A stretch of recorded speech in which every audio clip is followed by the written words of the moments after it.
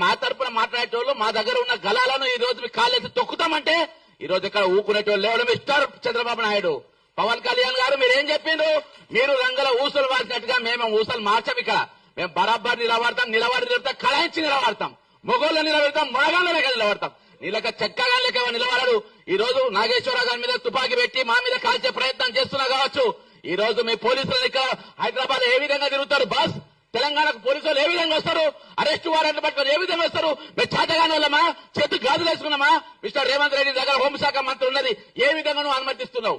ఈ కాంచెలు వారెన్లతో ఆంధ్రకేర్ వాళ్ళ పోలీసులు వస్తే అరెస్ట్ చేసి ఓపడేసి పడేయాలి, వాళ్ళని జైల్లో పెట్టాలి. ఎట్లెట్లు వస్తాయి? తమాషా చేస్తుండ్రా ఇక్కడ, తమాషా చేస్తుండ్రా ఇక్కడ.